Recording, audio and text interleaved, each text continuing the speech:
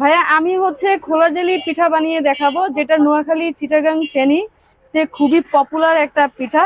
And মজার ব্যাপার হচ্ছে নোয়াখালী চিটাগাং ফেনী মানুষজন কখনো চিন্তাও করে নাই তাদের এই খোলা জেলি পিঠা এভাবে রাস্তায় বিক্রি হতে পারে কোনো এক ফুডকার্টে। এটাতে চালের গুঁড়ো আছে, সল্ট আছে, আর হচ্ছে হাঁসের ডিম। আলহামদুলিল্লাহ ভাইয়া, এটাতে প্রচুর ভালো রেসপন্স পাচ্ছি।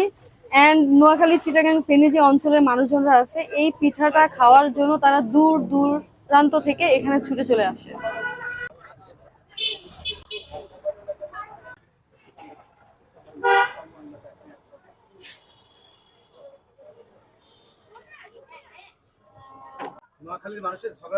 ভাইয়া এই পিঠাটা একটু লেন্দি প্রসেস, সবার হাতে কিন্তু এই পিঠাটাও হয় না, আর সবাই এটা বানাইতেও পারে না। আমরা আলহামদুলিল্লাহ ভালো পারি, আর নর্মালি সবকিছু প্রসেস মিলিয়ে 1 মিনিটের মতো আর কি সময় লাগে। একটু লেন্দি প্রসেস, সময়টা একটু বেশি লাগে, বাট পিঠাটা খেতে খুবই টেস্টি আর হেলদি।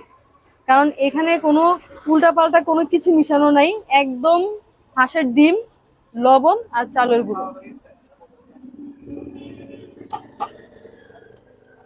এই যে পিঠাটা দেখতেছেন জালি জালি যে একটা ভাব চলে আসছে, মাটির খোলাতে এরকম জালি জালি একটা পিঠা, যেটা মানুষে খুবই শখ করে মজা করে খায়।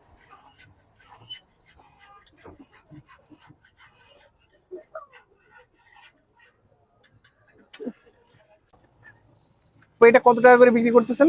এটা হচ্ছে আমরা 20 টাকা করে পিস বিক্রি করি, যেহেতু এটা হাঁসের ডিম, সবকিছু এক্সপেন্সিভ আমাদের এখানে ব্যবহার করি।